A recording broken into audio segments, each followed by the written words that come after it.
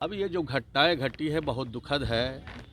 हम सब लोग बहुत दुखी हैं, मर्माहत हैं। इस तरह की घटना की जितनी निंदा की जाए बहुत थोड़ी होगी, लेकिन किसी भी कीमत पर अपराधी बख्शे नहीं जाएंगे।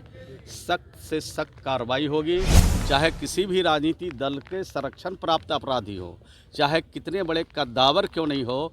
कानून के हिसाब से बिहार में कोई बचने वाला नहीं है, न अभी तक बचा है और न अभी तक किसी को फंसाया गया है। होली में जहां बिहार में रंग भी देखे गए तो वहां पर एक और रंग देखा गया, वो है खून का रंग। जी हां, और खून का रंग से भी बिहार लाल हुआ है और खून निकला है बिहार पुलिस का। बड़ी वारदात हुई है। नमस्कार, मैं हूं फलक सिंह। आप देखना शुरू कर चुके हैं आगाज एक्सप्रेस। और बात करें जिस तरीके से बिहार पुलिस के पुलिसकर्मियों को अपनी जान गंवानी पड़ी है, ये अब सुशासन सरकार सवालों के घेरे में आ चुकी है। इस पर सीधा हमला मौजूदा सरकार पर नजर आ रहा है। तो सीधा जुड़ते हैं बिहार सरकार के मंत्री श्रवण कुमार से कि क्या कुछ कहते हुए नजर आ रहे हैं। जहां पर सुशासन सरकार को तार तार कर दिया गया है, तो उस पर क्या कुछ कहना है मंत्री श्रवण कुमार का, आइए जानते हैं। सरकार है, नीतीश कुमार की सरकार है। आज से पहले होली के दौरान दो पुलिसकर्मी की हत्या, इतनी गोलीबारी, इतनी झड़प कभी नहीं हुई कि इस जंगल राज की बात 2005 से पहले का सत्ता पक्ष श्रवण जी, क्या हुआ? आपका सुशासन की सरकार को अपराधियों की नजर क्यों लगी? अपराधियों के सामने नतमस्तक है, ये कह रहे हैं तेजस्वी यादव। देखिए, जब पुलिस किसी को गिरफ्तार करने के लिए जाती है अपराधी को, और पुलिस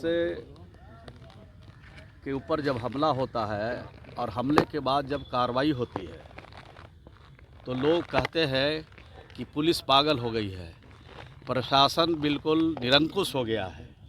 अब ये जो घटनाएं घटी है बहुत दुखद है। हम सब लोग बहुत दुखी हैं, मर्माहत हैं। इस तरह की घटना की जितनी निंदा की जाए बहुत थोड़ी होगी, लेकिन किसी भी कीमत पर अपराधी बख्शे नहीं जाएंगे। सख्त से सख्त कार्रवाई होगी और कानून के हवाले होंगे और कानून के हिसाब से उन पर सख्त कार्रवाई होगी। चूक मानते हैं? नहीं, पुलिस तो चाहती है, संवेदना के साथ काम कर रही है। पुलिस से कोई चूक नहीं हो, इसकी पूरी तरह से पुलिस कोशिश करती है।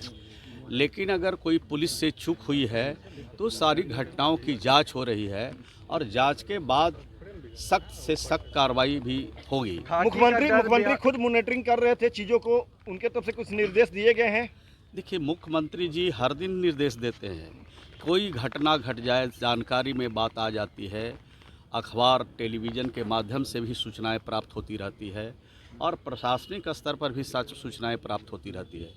मुख्यमंत्री जी तत्काल ऐसी घटनाओं पर सिर्फ निर्देश जारी नहीं लेते हैं, बल्कि ऐसी घटनाओं के खिलाफ सख्त से सख्त कार्रवाई करने का भी निर्देश देते हैं, ताकि इस तरह की घटना की पुनरावृत्ति पुनः नहीं हो। खाकी का डर नजर नहीं आ रहा है। खाकी का जो डर होना चाहिए लोगों के अंदर, वो नहीं दिख रहा है। जब खाकी जब काम शुरू करेगा और उसके बाद आप ही लोग चलाइएगा कि खाकी कानून को हाथ में ले रहा है। जिस तरह की घटना हुई है, इसमें कोई भी अपराधी बचने वाले नहीं हैं। सख्त से सख्त कार्रवाई। लेकिन आप ही के कुछ प्रवक्ता कर रहे हैं कि इसमें आरजेडी के जो संरक्षक प्राप्त अपराधी है वो शामिल थे। क्या ऐसी बातें हैं आप लोगों को नजर नहीं? ये तो जांच का विषय है और कुछ भी कहना जल्दीबाजी होगी। इस तरह की घटना की जांच हो रही है पूरी तरह से, और जांच के फलाफल आएगा तो चाहे किसी भी राजनीतिक दल का अपराधी हो, चाहे किसी भी राजनीतिक दल के संरक्षण प्राप्त अपराधी हो, चाहे कितने बड़े कद्दावर क्यों नहीं हो, कानून के हिसाब से बिहार में कोई बचने वाला नहीं है, न अभी तक बचा है और न अभी तक किसी को फंसाया गया है। इनके बारे में बयान हमारे लिए जैसे लोगों को देना तो श्रेयस्कर नहीं होगा।